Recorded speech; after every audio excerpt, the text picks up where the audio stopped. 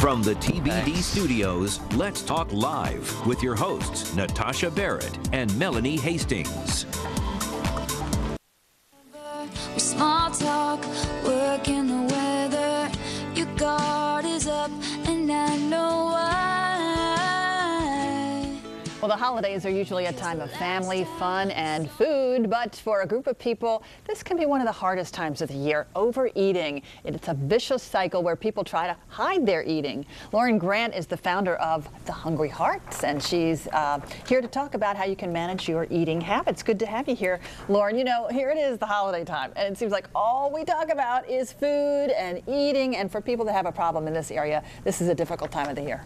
It really is, and a lot of the stress related to being around family or friends or new environments, dealing with lifestyle changes, a lot of expectations, events really set people up to feel anxiety before the event and then during the event and then feeling bad about it, and then it continues that overeating cycle. Do a lot of us exhibit this kind of behavior? Are there a lot of overeaters out there?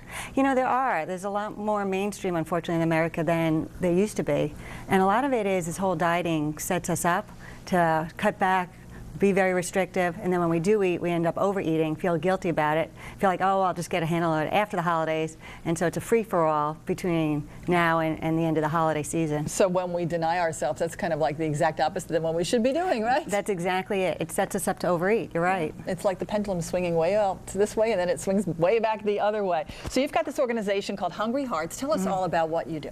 Well, the Hungry Heart is counselors that have personally gone through and overcome their own issues with food, helping individuals one-on-one, in person, via Skype, group environments, helping them overcome emotional overeating. And it's an 8-session systematic program that helps clients break out of that cycle.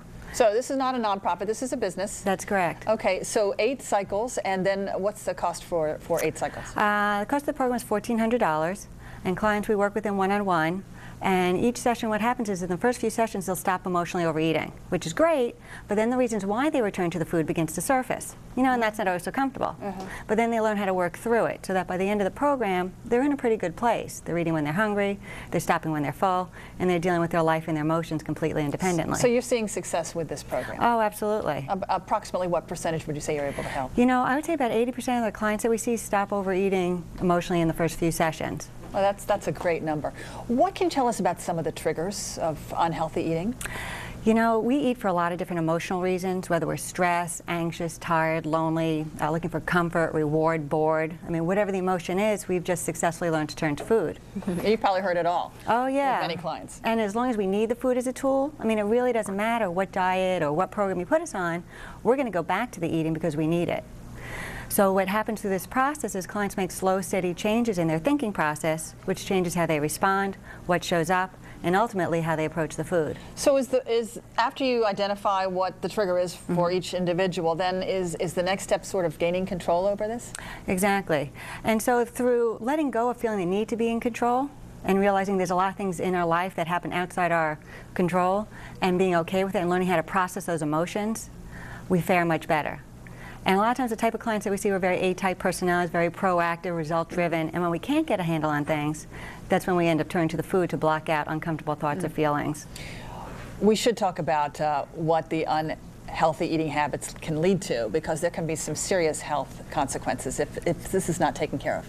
That's right, and it really starts with affecting the self-esteem, because when you feel like you can't get a handle on this part of your life, you feel like I can accomplish all these incredible things out there on the planet, so why can't I get a handle on the food? And so it starts affecting how we feel about ourselves, which then starts to affect how we handle other parts of our lives, and it bleeds into our relationships. It affects our health and our well-being. And you know, we're seeing a lot of rises in terms of chronic diseases, heart disease, diabetes. And of course, anorexia and bulimia too. Absolutely, absolutely. And those can be life-threatening illnesses if left untreated. That's correct. Yeah. So it's important to get a handle on the eating. What about this holiday? How are we supposed to approach the holiday if we have this kind of issue? You know, the best thing I can recommend from a holiday standpoint is approach the day like a Thanksgiving day, like any other day. Eat frequently throughout the day. Don't be a big setup to eat the big meal. Take care of yourself, be good to yourself and nice to yourself. So if you're going into stressful environments or seeing people that set you up to feel uncomfortable, take good care of yourself and have a support system. And if you need help, ask for help. All right, sounds like a plan. Lauren Grant is the founder of The Hungry Heart. Thanks so much for sharing your story with us, Lauren. Thank you. Coming up next, the Lohan family is suing one of the biggest shows around. We're going to take a look at what the show the Lohan family is taking to court is. If you have something to say, you can email us at letstalklive@tbd.com, and we'll be right back.